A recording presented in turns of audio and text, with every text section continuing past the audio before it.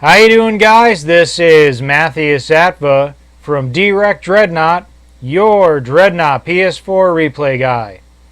Well, with all the rumors and seemingly bad news going around in Dreadnought right now, I thought I would do a quick video with a positive idea. I know this may be too little too late, but I made this posting today on the Dreadnought Forums for a blueprint for a simple and affordable single player mode campaign. Some of the reasons I outlined here for doing it is to give lower tier players when they first join the game something to do, and also show them a slice of what it's like at higher tier gameplay.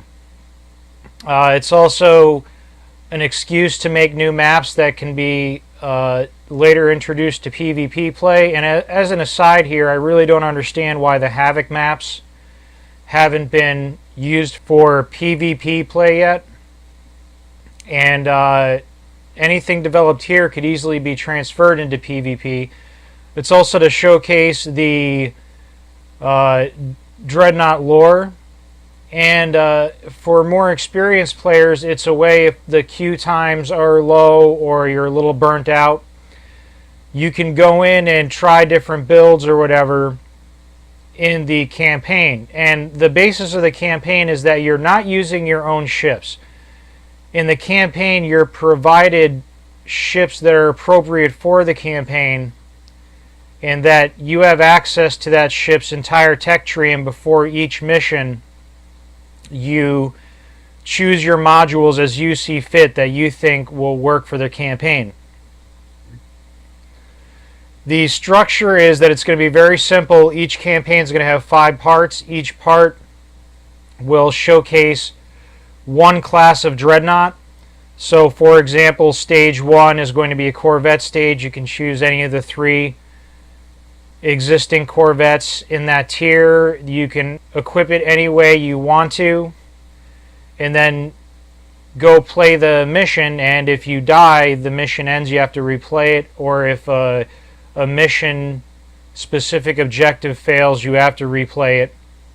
It's going to keep costs down. We're not going to do what other games like Elite Dangerous, Star Trek Online. We're not going to have player environments like World of Warcraft or anything.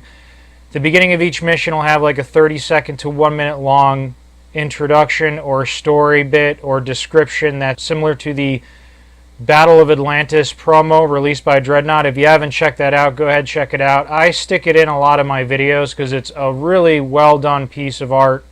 Very simple artwork, very easy premise, simple narration, just to keep costs down. Each campaign, which there are 4 campaigns, all based on the lore, will be based on present maps, but each one will have a new map design.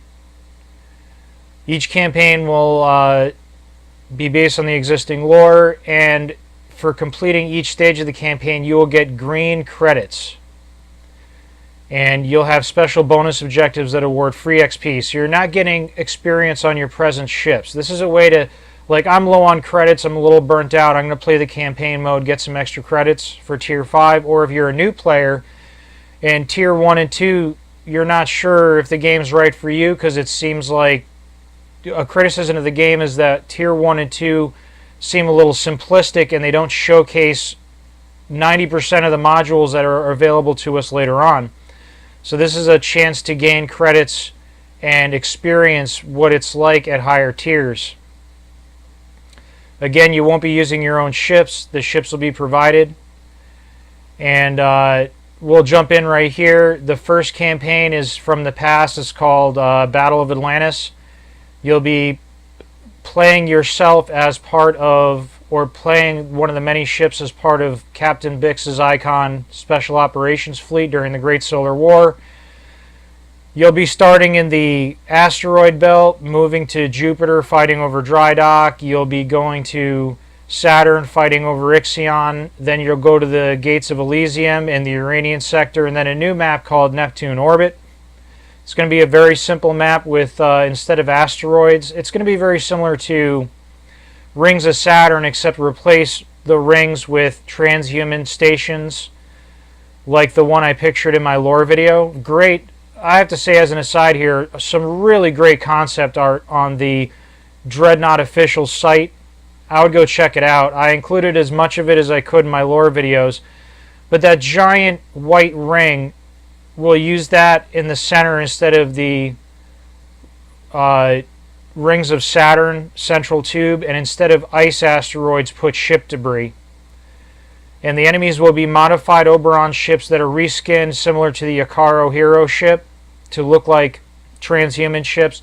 And maybe their weapons will be higher powered Jupiter Arms tactical beam lasers for all of them, depending on the ship class. And appropriate modules, usually group assistance modules like weapon booster pulse, armor booster pulse, things like that.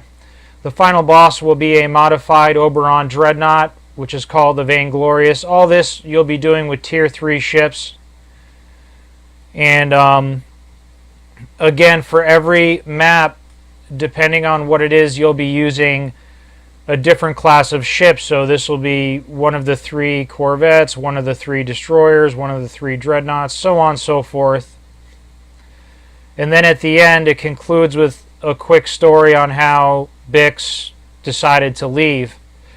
The mission breakdown is going to be based on present gameplay modes, so maybe part 1 will be team deathmatch with you and friendly AI players with the PCF color scheme against transhuman AI players, and then you won't be able to respawn, but everyone else will, and when you hit the threshold, you win. Then at some point, maybe you have to do an escort mission, and it'll turn into an onslaught mode. And then at the end, have a variation of havoc mode where you're fighting off waves of enemies. Then we go to Campaign 2 as the Conquest of Europa. You join Sinley Bay captains as they help Federal Earth conquer New Singapore, taking it from Enyo. Again, you'll be using ships provided for you. These will all be Tier 4, and you'll be able to equip your ships any way you want, and each stage will have a different class of ship that you can choose. So, and it'll probably be out of order from the first one, so you fly a Dreadnought, for example, first mission, Corvette, Tactical, Artillery Cruiser, so on and so forth. The first map is going to be modified red sands, in which the color red is diluted to brown, and it's going to be like a mining facility on Europa. We're going to have a modified Kappa base for the second and third map. It's the same map, you'll have different starting points. And instead of water, it'll be in the background. If you understand how maps are made, you have your usable map space and then the blended in background art.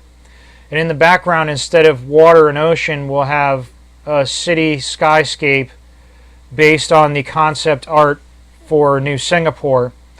And then the fourth and fifth mission will be the same new map, which is New Singapore itself, and it will be very similar to Kappa Base, but it'll be an urban map, an urban sprawl as far as the eye can see, and the playable area will be a lot of buildings and that you can use for cover for like a close range streets to street fighting. Corvettes will be able to hide many places, zoom around, and you'll have the defensive start, offensive start.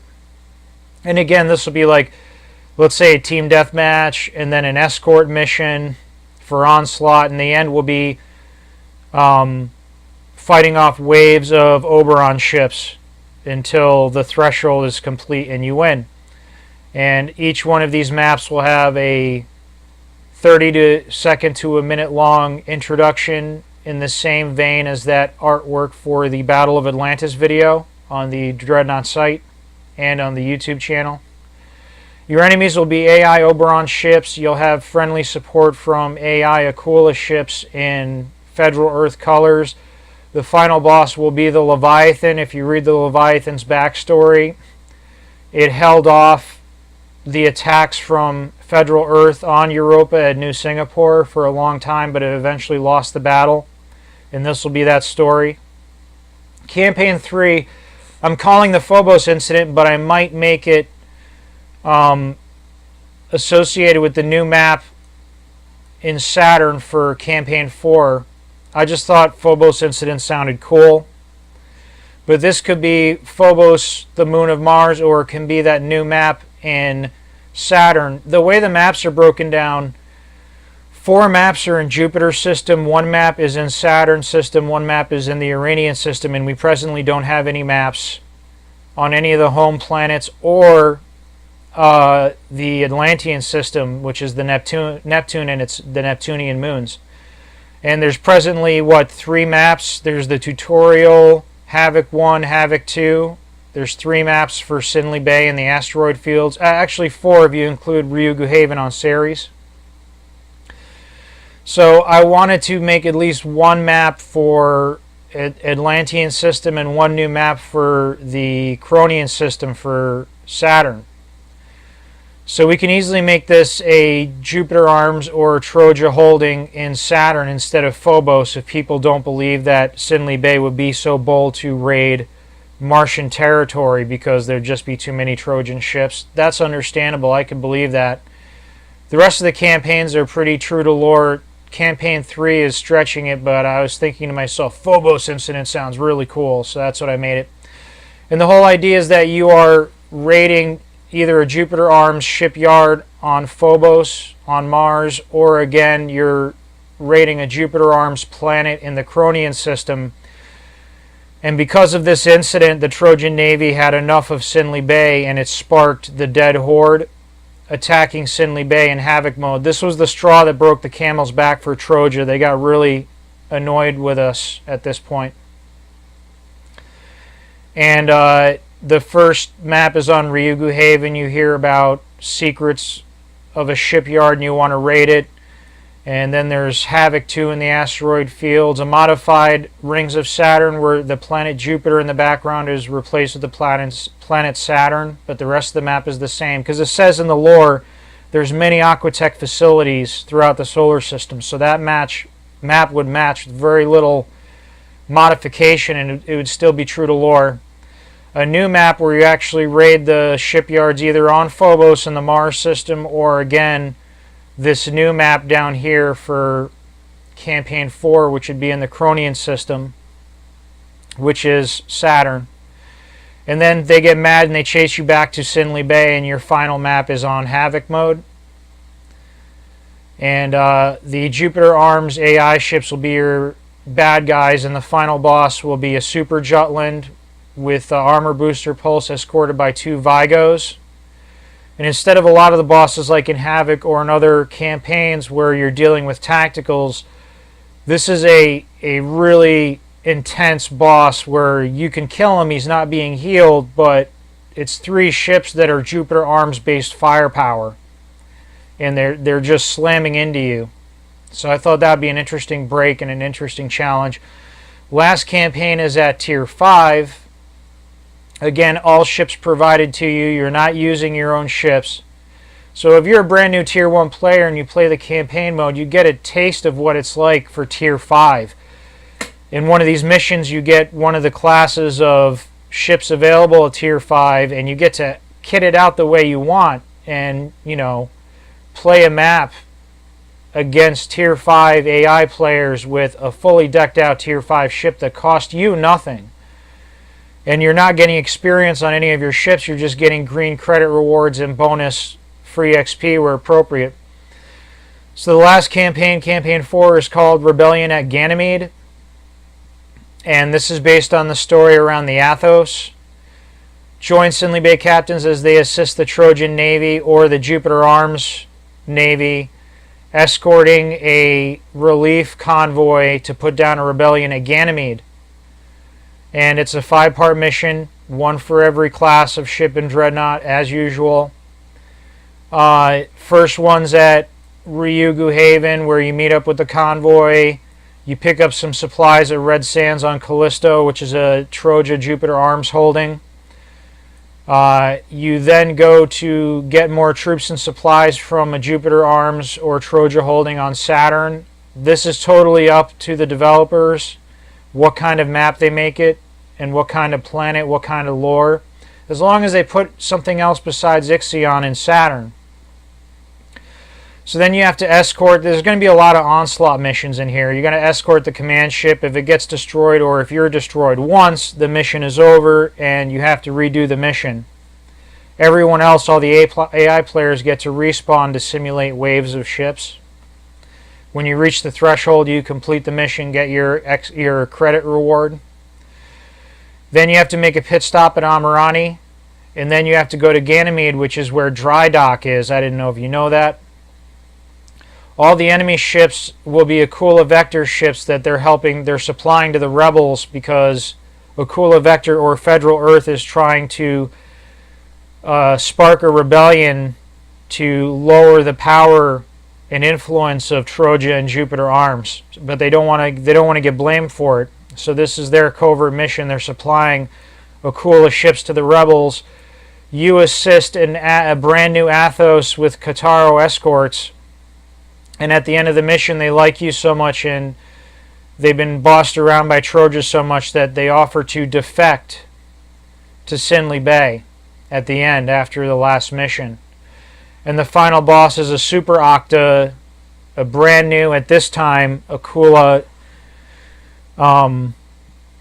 tactical cruiser, and it has 2 Koshay's escorts, so it's a super heal ball you have to crack. And if they destroy the command ship once, or you once the mission's over, you have to replay it. So I thought this I know it might be a mute point. I don't know if anyone would have the development know-how or means to do this, but for voice acting, you get volunteers from the player base. You use existing game modes. You use many of the existing maps. Some maps you'd have to modify. You use existing AI ships. Some AI ships for the first one you'd have to modify, which wouldn't be too hard. And new players will get a taste of the lore and higher tier ships, and it'll give more experienced players a means to get credits if they're falling short on credits. And it will be single player, so you don't need to organize like a team like you have to do in Havoc. And it will just add to the game and give it a single player mode, give it a campaign. People will get filled in on the story along the way. And the whole idea of this is trying to make something that's new, fun, and playable, but doesn't reinvent the wheel. A lot of other games have to invent an entire new sandbox mechanic for when you're interacting with other captains outside of your ship, and this bypasses that. It'll be the artwork similar to the Battle of Atlantis video, very simplistic with that square graininess that Dreadnought's known for. And it will have slow motion images, a lot of those images where someone's talking and you're zooming in on their face, or you're zooming out on a ship that's barely moving. It may be an explosion or two in the background. Very simple animation, very simple narration, very simple mission progression, a chance to explore ships that you don't have in your arsenal, and you don't have to grind anything. For mission 2, you get to choose one of the 3 destroyers, and you can outfit the destroyer any way you want. Start the mission. If you lose, restart the mission. If you win, get a quick cutscene, progress to the next mission, you know? Keep it simple. Alright, I thought I'd just let you guys see this, and I wanted anyone that saw this post on the forum, if they wanted more of an explanation, here it is. And these rant videos don't take long to make, so I was bored on a Sunday. I thought I would throw it together quickly and try and give some hope or positive feedback instead of just criticizing Greybox, 6-Foot, and Dreadnought. Try to make something constructive and positive as an idea, even if nothing ever comes of it. So I just thought I'd change the pace and escape a little bit of the drama and try to do something positive. Well, I hope you guys liked it. That's it for me for now. More videos coming soon. I'm going to have my February update video. I'm going to probably do some more replays this upcoming week. And I'll try to do something special for having over 100 subscribers. Thank you very much. And I will see you soon in Sinley Bay.